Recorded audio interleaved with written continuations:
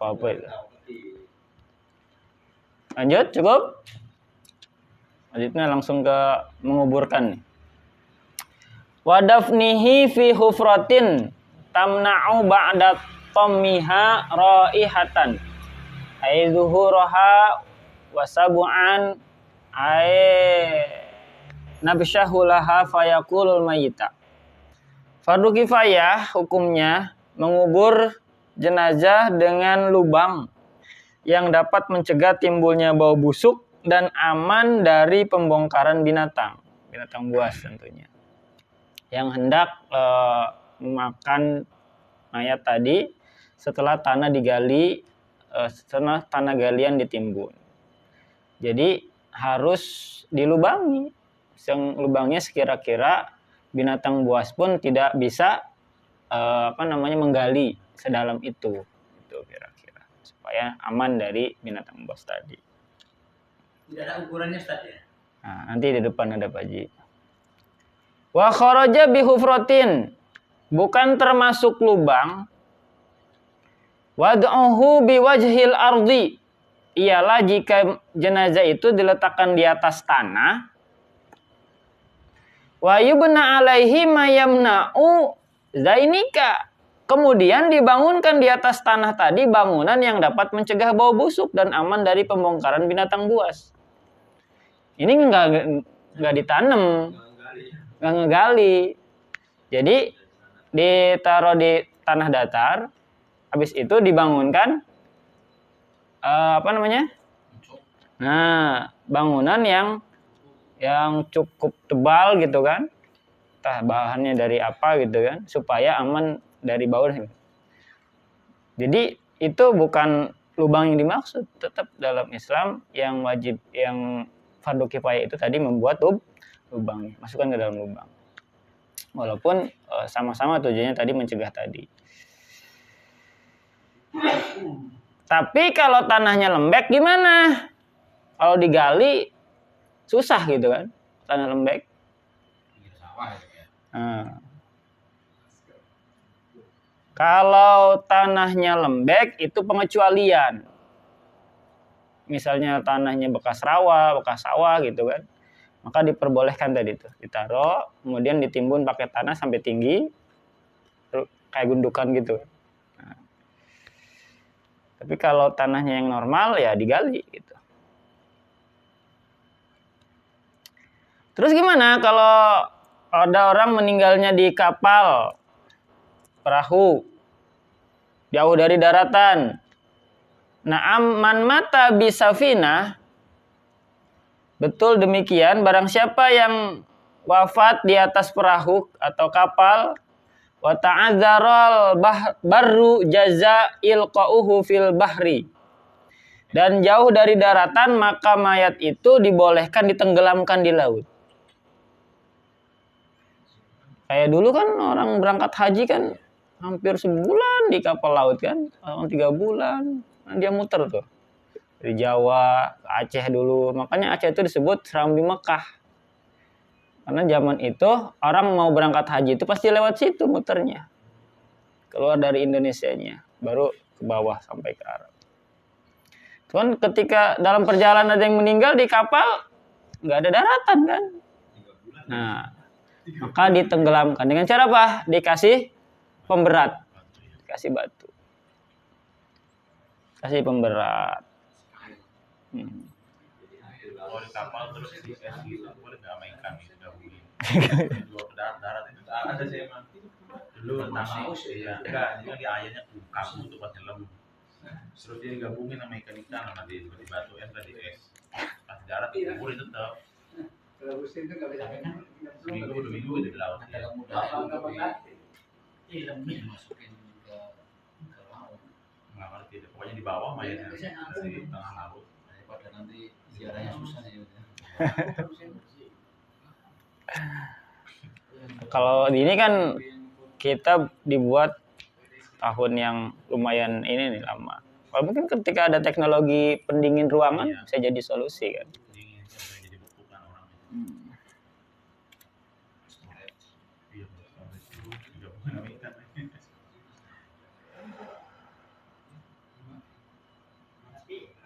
namanya kalau Hmm. dalam posisi makamnya itu lubangnya ada air, hukumnya gimana tuh Pak Ustadz ya?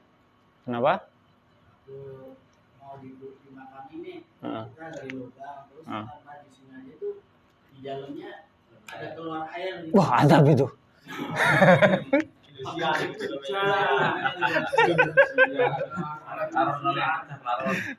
Hadiah atau apa itu? Pindah. Kalau dimungkinkan untuk pindah ke area yang lebih aman, sebaiknya pindah. Tapi kalau nggak ada lagi areanya, ya terpaksa nggak apa-apa. Atau disedot dulu sampai kering baru. Tegal itu kan di pinggir laut itu kan. Ada. Kalau musim hujan dia kan Rata. tenggelam itu ya. Nah, Makamnya. Itu kalau mau makamin harus bandulin. dipakai batu. Heeh. Kayak gini berarti ini. Ini ada ukurannya Pak Haji nih.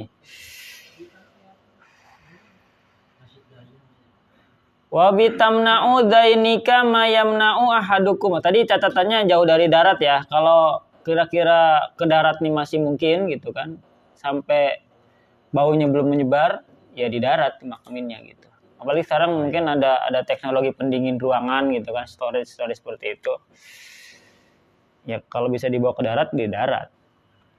Lebih mudah nanti ke depannya keluarganya kan.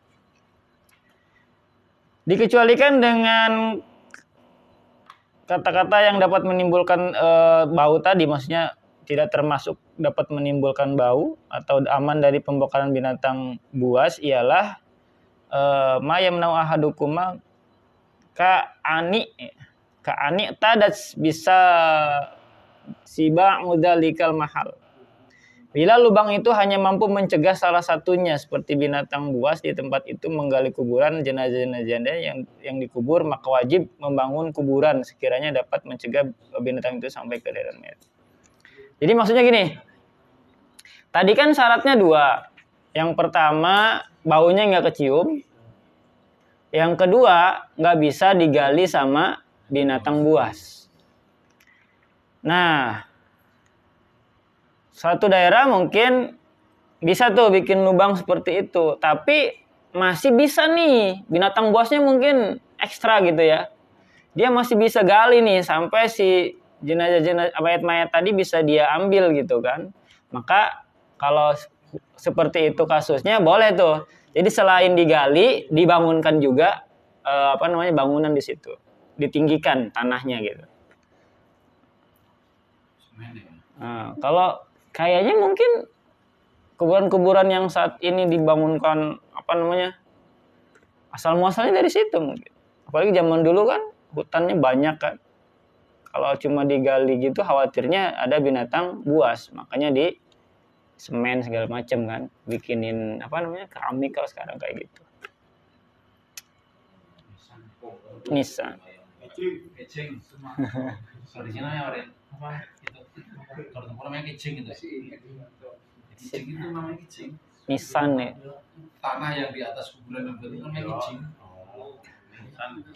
Nisan itu yang ini yang Batunya. Ini badannya ya? Iya.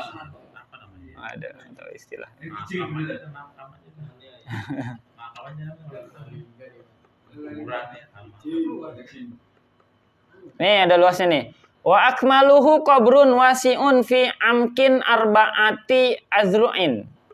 Kuburan yang paling sempurna ialah yang luas, dalamnya 4 siku setengah dengan siku orang yang sedang. 4 siku. Dalamnya itu dalamnya. Kedalamannya 4 siku. Udah meteran ya? Ini setengah kan ya? Kali 4 ya 2 meteran. Iya 2 meter. Di sini enggak sampai 2 meter ya. Sampai makanya. Ini kan yang sempurna tadi. Syarat minimalnya tadi yang penting baunya nggak kecium dan nggak bisa di. Tapi akmalnya sempurnanya tadi 4 siku.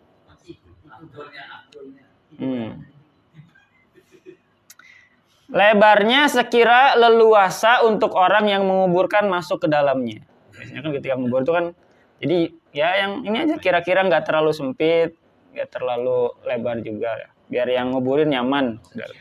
Saking nyamannya ikutan dikubur ya. Baik dulu, baik.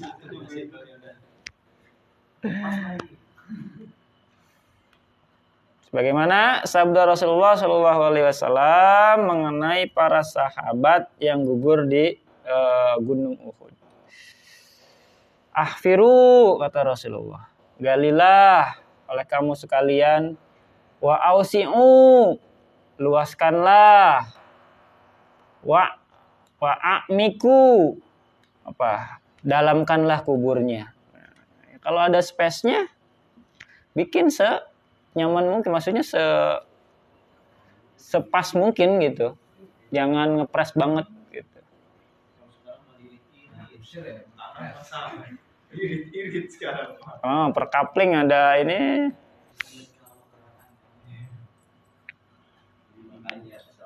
Sandiago Hills. Deketin ini ada yang ada Evan Hill. Saingan itu jatuhnya. Iya. Evan namanya.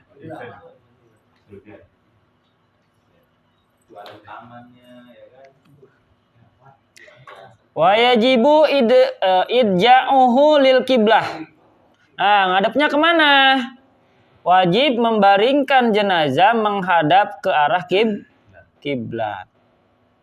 Wa yundabu al-ifda'u bi khaddihil aimani, dan sunnah meletakkan atau menempelkan pipi kanan jenazah ke tanah setelah dibuka kafannya.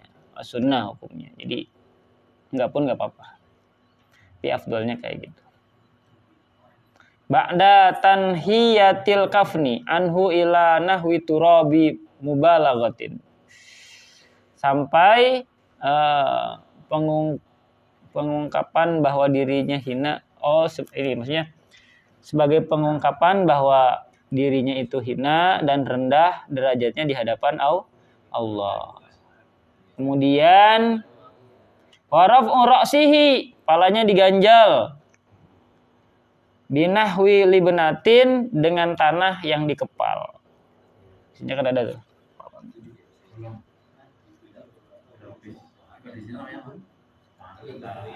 Golong itu tanah itu golong.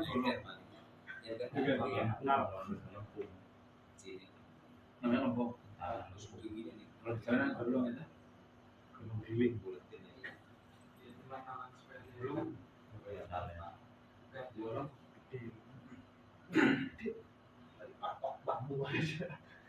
Pak, kalau di Jawa itu bukan pakai tanah di kepal, Pak. Kayak apa? Nyari tanah kotak terus buat bunder. Jadi tanah utuh. Di tanah utuh.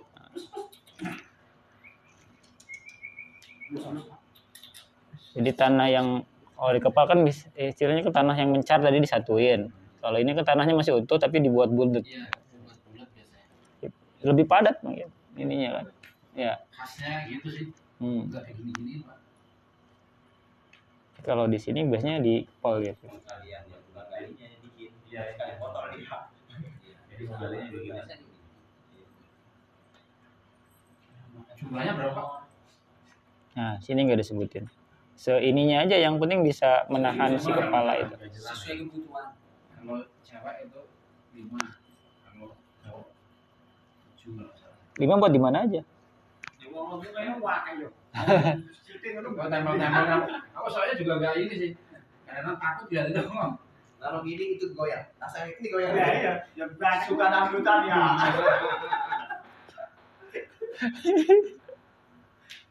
Tukang dangdutan ya, Pak. Terus kalau pakai peti gimana? Di Islam, wa kuriha sundukun. Makruh memakai peti atau tabel. Ila linahwi nadawah. Tetapi bila keadaan tanah lembab, fayajibu, wajib memakainya. Jadi kalau tanahnya lembab, boleh pakai peti ya. Wa yahrumu dafnuhu. Si kucing. Barusan datengin. Gak ada orang aja. Gak ada orang. Alah, jangan. Goyang kan? Berhasil dia. Bagi dong. Ada orang.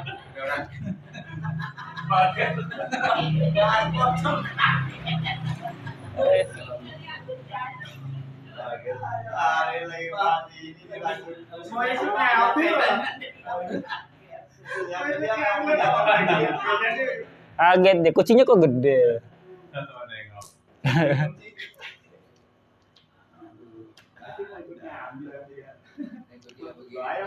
Terus biasanya kan ditutup tuh pakai kayu atau bambu ya atasnya itu. Wa yahrumu dafnuhu bila syai'in, haram mengubur jenazah tanpa sesuatu misalnya papan atau bambu. Yamna'u wuqu'at turabi alaihi, yang dapat mencegah mayat dari reruntuhan tanah. Nah, boleh tuh. Maksudnya wajib pakai itu gitu.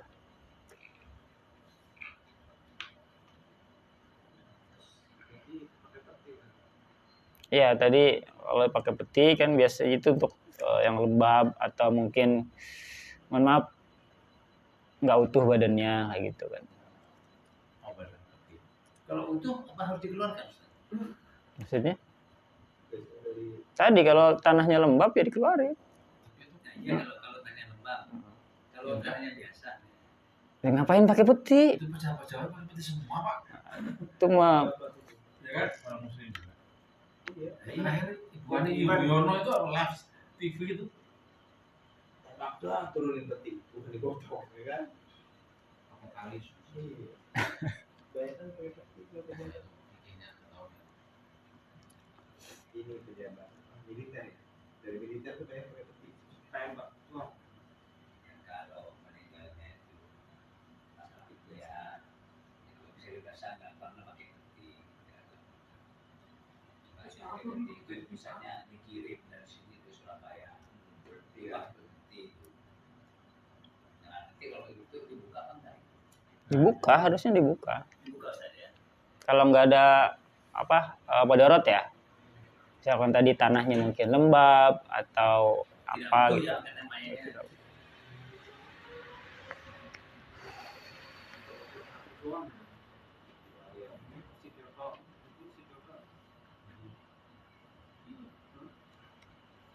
Terus ada yang bilang katanya kalau nggak mau dibuka di dalam kotaknya itu Kasih salib. enggak dikasih tanah katanya, dikasih tanah. Dimasukin. Iya. Dalam peti. Kirain kasih salib. Enggak nanya nih, saya kan nggak pernah lihat. Mayitnya tuh katanya. Bukan petinya. Dikasih salib di Joshua. Sudah mati ya. Iya. Kan kena tembak.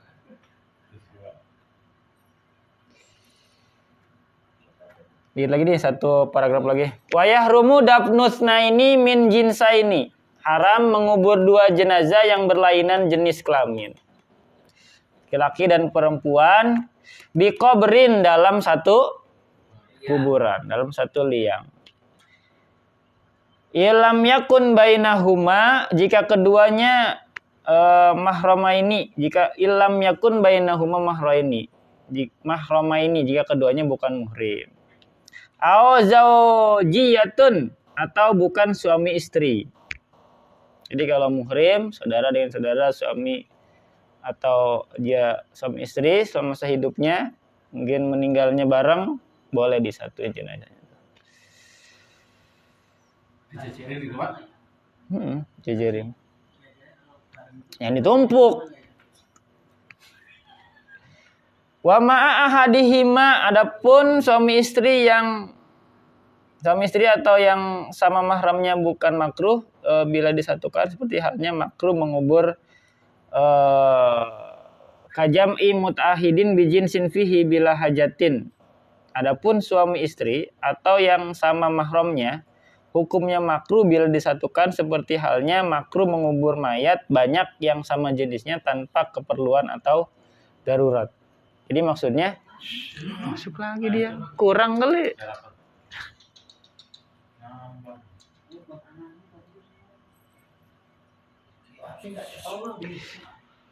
Kirain udah dikunci.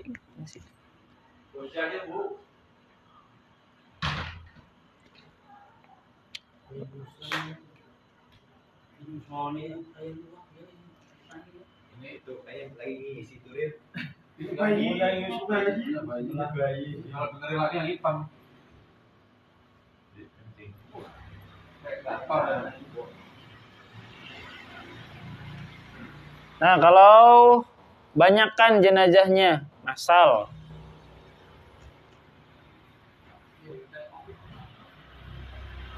Kalau bukan darurat, makruh. Jadi harus satu-satu. Tapi kalau darurat, misalkan karena Bencana alam gitu. bencana alam, Covid, kalau Covid ya termasuk itu. boleh, nggak apa-apa. Apa ya Covid kemarin. Tapi kayak apel panik itu kan biasanya buka Covid. Apalagi kalau udah nyampur gitu kan kita nggak tahu nih ini tangan siapa, burin aja bareng-bareng. Bagaimana dulu pernah kejadian di zaman Nabi, sahabat-sahabat yang gugur di perang Uhud itu. Jadi di makaminnya bersamaan.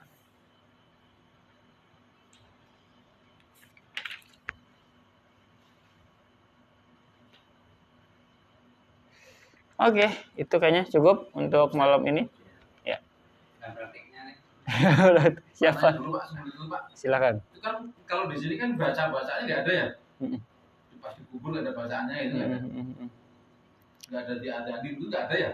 Ada, mungkin di depan. Belum, masih panjang. Tenang aja. Belum ini. Oh. Misteri. Masih banyak nih. Part 1, part 2, part 3. Tanbihnya masih banyak. Mungkin di pertemuan berikutnya Mas ya. Bagaimana? Oke, itu dulu. Wa yahrumu aidan idkhalu mayyitin tsumma qal Allahu a'lam bishawab. Mudah-mudahan ada manfaatnya untuk kita bisa melaksanakan kewajiban fardu kifayah kita untuk saudara-saudara kita yang mungkin wafat, kita bisa mengurusnya dengan layak. Mudah-mudahan ilmunya bisa terus kita tambah supaya pengetahuan kita makin luas dan makin bisa melaksanakan ibadah dengan baik. Demikian kurang lebihnya saya mohon maaf bila ada kata-kata yang salah. Bila taufiq wal hidayah. Assalamualaikum warahmatullahi wabarakatuh. Waalaikumsalam warahmatullahi wabarakatuh. Allah.